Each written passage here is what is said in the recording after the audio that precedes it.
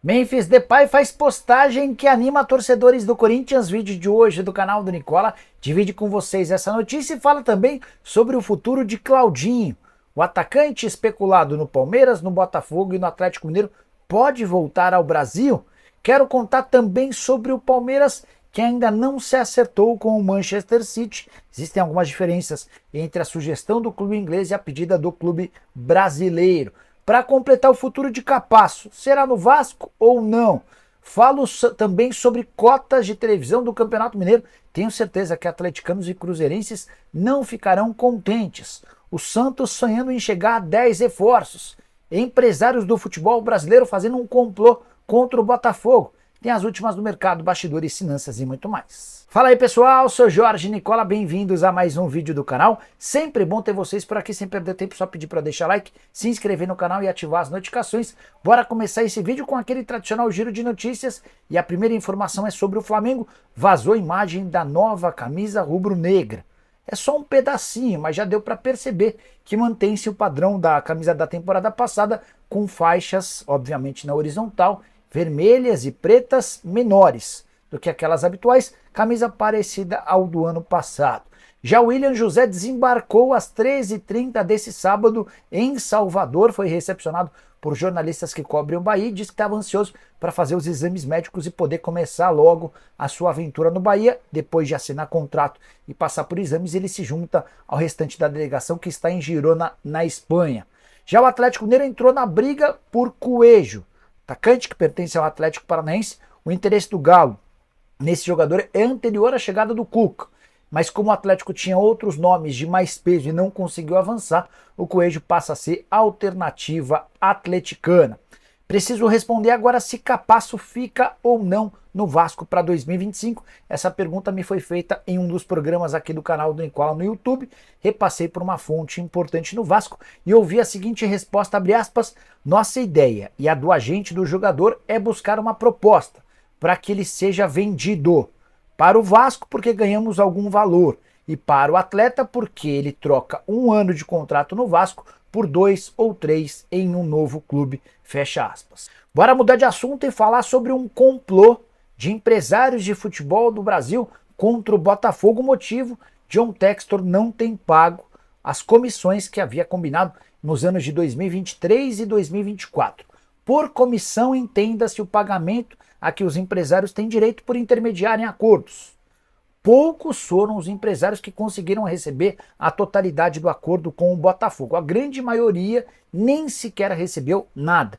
Eu consultei 5 empresários diferentes que fizeram negócios com o Botafogo nos últimos 2 anos e todos lamentaram o comportamento do dirigente americano. O que mais causa irritação é que, ao contrário de outros clubes, o Botafogo movimenta milhões. Na temporada passada foi o clube que mais investiu em contratações, 373 milhões de reais. É também por causa do comportamento desses empresários que vários jogadores do Botafogo cogitam uma greve na reapresentação do elenco marcada para terça-feira. Se o Botafogo não fizer até segunda-feira o pagamento dos prêmios pelos títulos da Libertadores e do Campeonato Brasileiro, além do 13º e das férias, há a chance real de a gente não ver os jogadores do Botafogo na reapresentação marcada pós-férias. Os empresários muito irritados, e aí vou acrescentar uma informação importante. Vários desses empresários não cogitam mais fazer negócios com o Botafogo, enquanto o Textor continuar adotando essa postura de inadimplência em relação aos empresários. Só para completar o noticiário do Botafogo, contar que o Fogão até agora tem um único reforço: o Jair, zagueiro comprado do Santos, Bitelo, que pertence ao Dínamo, Marlon Gomes, que pertence ao Shakhtar, e Cúcio Hernandes, atacante colombiano do Columbus Crew, são novos alvos. Bora te falar sobre o Santos, que sonha com uma janela de 10 contratações. 5 já foram feitas. Tiquinho Soares, atacante que vem do Botafogo.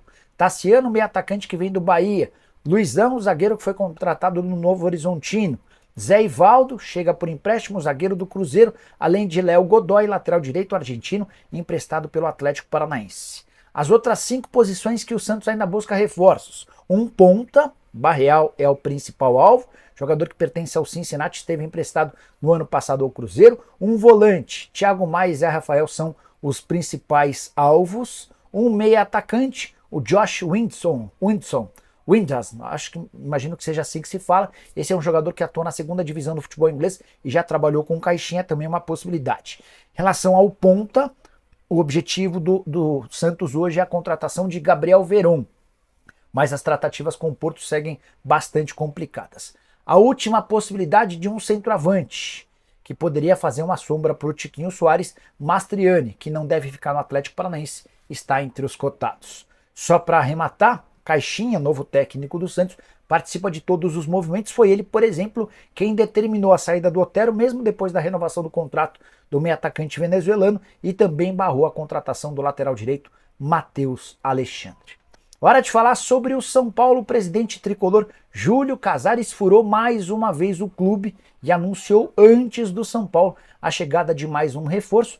Enzo Dias, lateral esquerdo de 29 anos de idade, contratado por empréstimo junto ao River Plate. Negociação casada com a ida do Galopo para o Milionários. Na manhã desse sábado, antes do embarque rumo aos Estados Unidos, Júlio Casares esteve com o Enzo Dias e também com o Bobadilha. E o presidente postou uma foto ao lado do lateral esquerdo, registrando a chegada.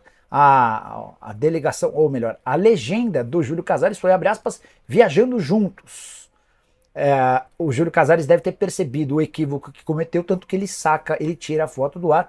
Logo depois o São Paulo faz um anúncio oficial da chegada do Enzo Dias, já com a camisa do tricolor. Ele fica por empréstimo até o fim da temporada sem custos. São Paulo já sabe quanto vai precisar gastar para comprá-lo em definitivo do River Plate. Aí já deixam de ser negociações ligadas a do Galopo e a do Enzo Dias. Se o River quiser comprar o Galopo, já sabe quanto precisa pagar, o mesmo vale em relação ao lateral esquerdo, que chega para ser titular absoluto, especialmente enquanto o São Paulo não se acerta com o Porto pela liberação imediata do Wendel. Já contei para vocês com exclusividade que o Júlio Casares descarta fazer qualquer tipo de pagamento ao Porto pela liberação antecipada do Wendel, que já tem um pré-contrato assinado. Se não der certo para que ele seja liberado agora, chega em julho. Preciso falar agora sobre o Corinthians para registrar uma postagem que mexeu com torcedores alvinegros. Na manhã desse sábado, Memphis Depay foi às suas redes sociais e escreveu o seguinte, abre aspas, o melhor de mim ainda está por vir, fecha aspas. Levando em consideração que o atleta de 30 anos está em meio a uma pré-temporada, apenas jogando e treinando no Corinthians, dá para imaginar que essa referência faz questão de enfatizar sua evolução física e também técnica, além da adaptação ao futebol brasileiro. Os primeiros meses do Memphis Depay no Brasil já foram bem promissores.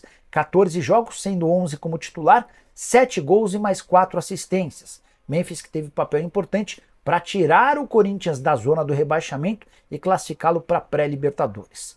Memphis não deve fazer parte da estreia do time nessa quinta-feira contra o Red Bull Bragantino. O Corinthians pretende focar os esforços para ter o Memphis muito bem na pré-Libertadores, jogos super importantes. O Timão precisa passar por 2 mata-matas antes de chegar à fase de grupos da competição. Importante lembrar ainda que o Memphis, especialmente por conta dos 30 anos e do histórico de lesões grande antes da chegada ao Corinthians, vai ter esse tratamento especial para que ele possa adquirir a melhor condição física antes de ser colocado em campo. Para fechar o noticiário alvinegro, só registrar que Pedro Raul segue à disposição do mercado, mas sem propostas. Não houve nenhuma oferta para a compra do jogador de 28 anos de idade. O Corinthians pagou 25 milhões de reais, mas já aceita um prejuízo. Algumas sondagens por empréstimo, mas todos os clubes que o procuraram se assustaram com o salário de 700 mil reais por mês. O Timão até ajuda com parte desse salário, mas as ofertas que apareceram de times que não interessaram ao jogador. A saideira em relação ao Pedro Raul, contrato até dezembro de 2027, desde que chegou ao Timão, 32 partidas, 3 gols e uma única assistência. Uma das perguntas que eu mais tenho recebido de vocês durante os programas do Nicola é sobre o futuro de Claudinho, meio atacante que já fez sucesso no Red Bull Bragantino e joga no Zenit há algumas temporadas. Claudinho pode voltar ao Brasil? O nome dele foi especulado recentemente como possível alvo do Palmeiras, do Atlético Mineiro e do Botafogo. Na atual temporada lá no Zenit, 20 jogos, 1 gol e 5 assistências, números bem piores do que de outros anos. Ainda assim, ele segue como titular absoluto, são 18 partidas como titular, apenas 2 na condição de reserva. A avaliação do Transfer Marketing coloca o Claudinho valendo algo na casa dos 17 milhões de euros. Contrato até junho de 2028. Antes de gravar esse vídeo, procurei o Fernando Garcia, que é representante dele, passa férias em Miami, para perguntar sobre a chance de o Claudinho voltar ao Brasil. Aspas do Fernando Garcia: não temos nenhuma proposta de clubes brasileiros, fecha aspas.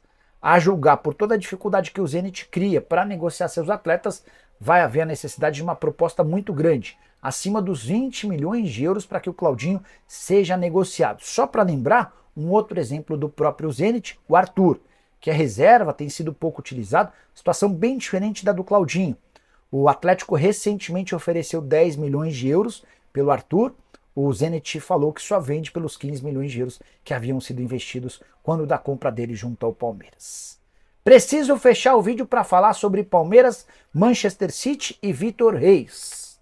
Informação que eu consegui confirmar antes de gravar esse vídeo dá conta de que Palmeiras e Manchester City ainda não se acertaram em relação à venda do zagueiro de 18 anos de idade. Não dá para dizer que o Palmeiras recusou a primeira proposta. Palmeiras e City ainda tentam chegar a um acordo para que a história possa avançar. O atleta já topou jogar no Manchester City a pedido do Pep Guardiola. Salário, tempo de contrato, luvas, tudo acertado. Falta agora um acerto entre os clubes, o que deve acontecer. Mas o Palmeiras vai brigar para receber no mínimo 30 milhões de euros fixos, com a maior parte dessa grana caindo em parcelas nessa temporada e o restante em bônus para chegar no máximo 40 milhões de euros, como sinalizou o Manchester City ao longo dessa semana. Há otimismo para que o negócio aconteça? Sim. Palmeiras não quer perder a oportunidade de vender um zagueiro que é extremamente jovem, promissor, mas que se tornaria a principal venda de um defensor da história do futebol brasileiro. Só para completar o noticiário alviverde, se confirmada a venda do Vitor Reis, o Palmeiras terá dinheiro para buscar no mercado mais contratações. Tem um contato sobre a dificuldade em relação ao Andréas Pereira. O Fulham pretende inclusive prorrogar o contrato do atleta que atuou na última quinta-feira como capitão, mais uma referência ou reverência que o Fulham garantiu ao brasileiro. Outra coisa importante, tenho um contato para vocês, fui o primeiro a falar sobre a intenção do Palmeiras em negociar o Rony com o Fluminense para contratar o John Arias. Você lembra, né? Esse sonho ainda não foi totalmente descartado no Palmeiras, apesar de toda a dificuldade. O Palmeiras recebeu a notícia de que o John Arias não quer continuar no Fluminense. Para isso, o Palmeiras topa colocar dinheiro além de jogadores. Uma das alternativas seria o Atuesta, mas segue bastante difícil convencer o presidente do Fluminense, o Mário Bittencourt, a levar adiante esse negócio. E você, o que pensa sobre todos os reforços do Palmeiras para a atual temporada? Não esquece de deixar like, de se inscrever no canal, a gente se encontra mais tarde. Tchau!